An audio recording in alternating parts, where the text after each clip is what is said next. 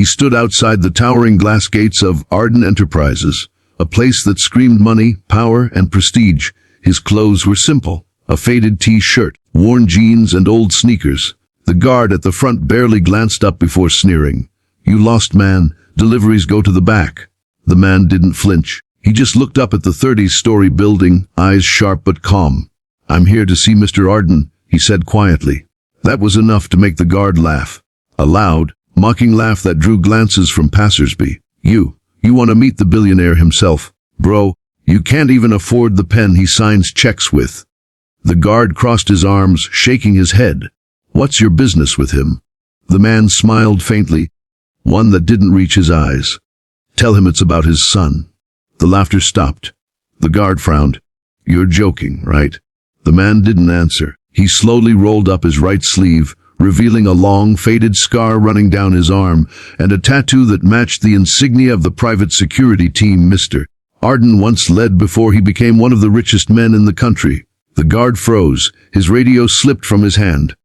"Wet here," he muttered, voice suddenly unsteady. Within minutes, the massive glass doors opened, and a tall, silver-haired man in an expensive suit walked out. Mr. Arden, the billionaire everyone feared and respected.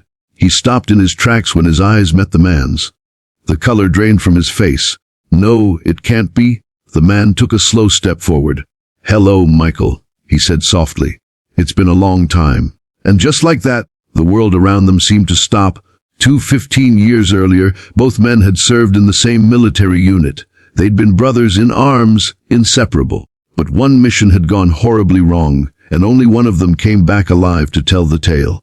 Michael Arden had risen from the ashes, turned his life into an empire, and built a wall of wealth around himself.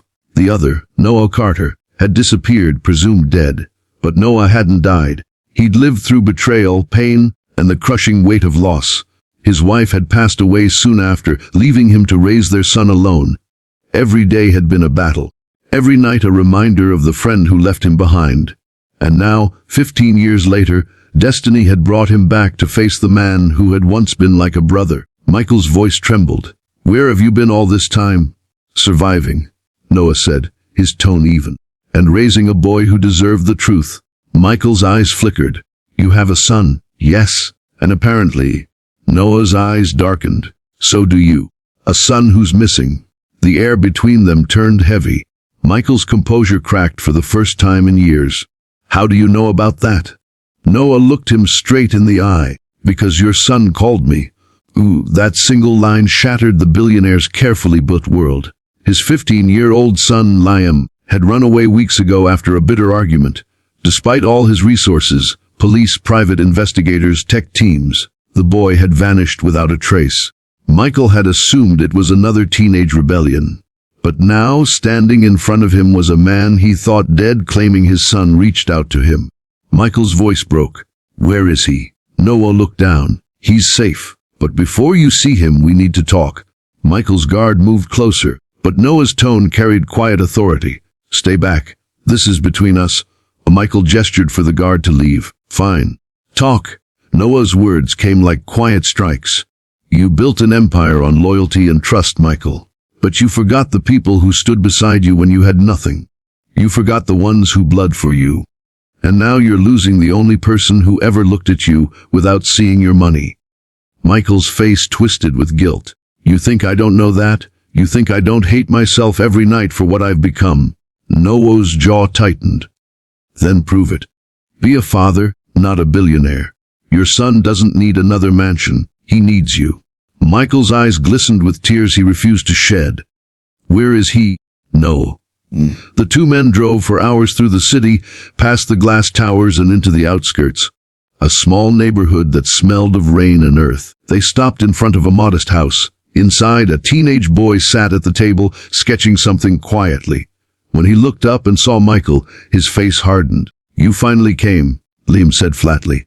Michael stepped closer, hesitant. "Liam, I'm sorry." "No, you're not," the boy interrupted. "You're just scared that someone found me before you did." The silence was painful. Michael looked at Noah, who stood quietly near the door. Noah placed a gentle hand on the boy's shoulder. "He came because he still cares, Liam. Sometimes we lose our way, But what matters is finding the courage to come back. The boy's eyes softened slightly. You really think people can change? Noah nodded. I did. Something broke inside Michael then, the steel armor he'd worn for years. He fell to his knees before his son. Liam, I don't deserve forgiveness, but I'll spend the rest of my life earning it. For the first time in a long time, Liam hesitated, then slowly reached out and took his father's trembling hand. 2 days turned into weeks. Michael visited often, not as a billionaire, but as a father. He helped fix the roof, shared meals, and even laughed again. He began to remember what it meant to be human. Noah watched them from a distance, a quiet smile tugging at his lips. His own son, Ben, played outside with Liam, 2 boys from different worlds bound by the same pain. One evening, as the sun dipped behind the trees, Michael approached Noah. I owe you everything, he said. Noah shook his head. You owe it to yourself. I just gave you a second chance. Michael looked at him, eyes filled with emotion. You're not staying. Noah smiled faintly. My story's different now. I've got a boy to raise, and he needs me more than your empire ever did.